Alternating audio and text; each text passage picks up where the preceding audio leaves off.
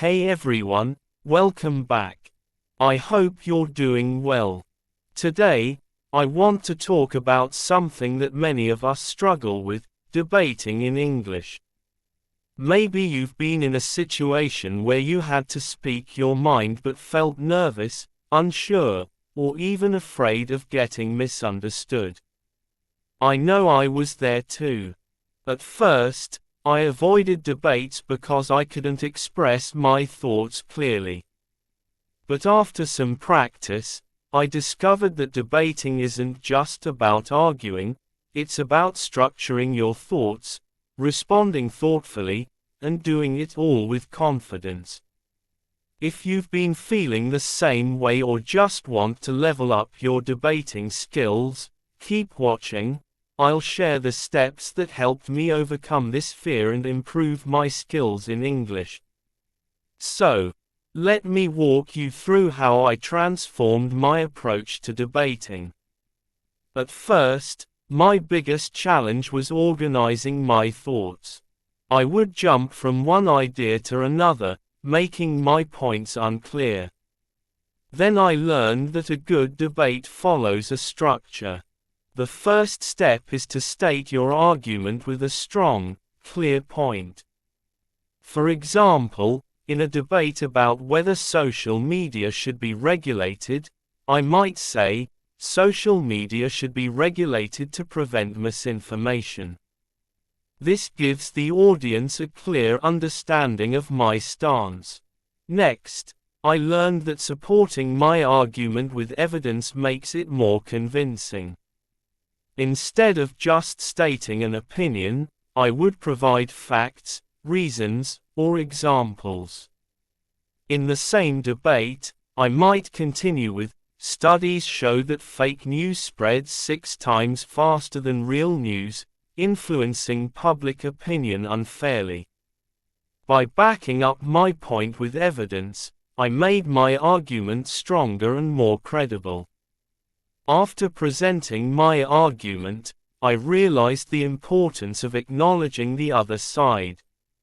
Rather than ignoring opposing views, I started recognizing them to show that I understood different perspectives. For example, I might say, while some argue that regulating social media limits freedom of speech, it is necessary to ensure people get accurate information. This approach made my argument more balanced and thoughtful. However, just acknowledging the other side wasn't enough. I also had to refute their argument by explaining why my point was stronger.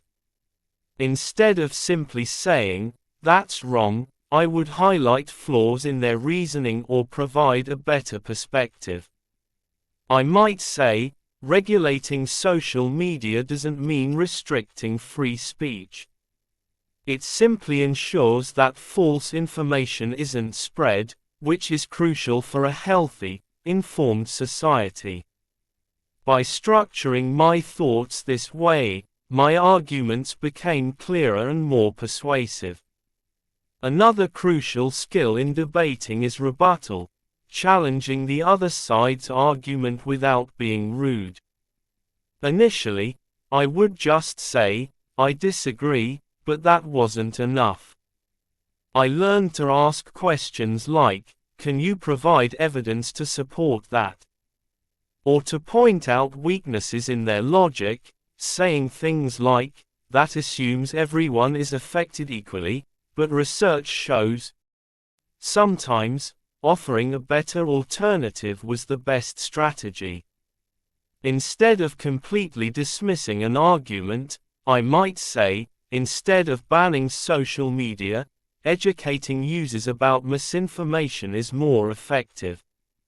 These small adjustments made my responses sharper and more compelling.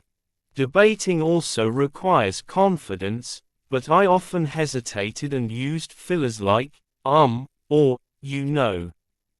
To sound more composed, I practiced pausing instead of filling silence with unnecessary words.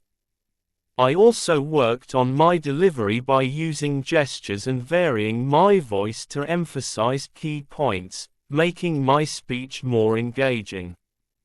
Practicing out loud, even debating with myself in front of a mirror, helped me gain confidence. Over time, I reminded myself that making mistakes wasn't a big deal. What mattered most was expressing my ideas clearly. To improve further, I worked on expanding my vocabulary. Instead of repeatedly saying, "I think," I started using phrases like, "in my opinion," "from my perspective," or "the evidence suggests." Rather than bluntly saying, "That's wrong," I would say, "That argument overlooks an important fact," or "I respectfully disagree because." Instead of saying, "This is important," I learned to phrase it as, "This plays a crucial role in." These small language changes made me sound more professional and convincing. The best way to improve, however, was through consistent practice. I joined discussions, watched debates, and even debated with friends in casual conversations. I started with simple topics like, "Is online learning better than classroom learning?" and gradually moved on to more complex issues. Watching professional debates helped me understand different techniques and strategies, which I then applied to my own speaking. Now, debating feels exciting rather than intimidating. If you want to improve your debating skills in English, focus on structuring your arguments well, learning to rebut politely, and practicing confidence in speaking.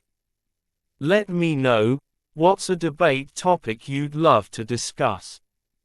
Share your thoughts in the comments. Thanks for watching, and don't forget to like, subscribe, and hit the bell icon for more language tips. See you next time.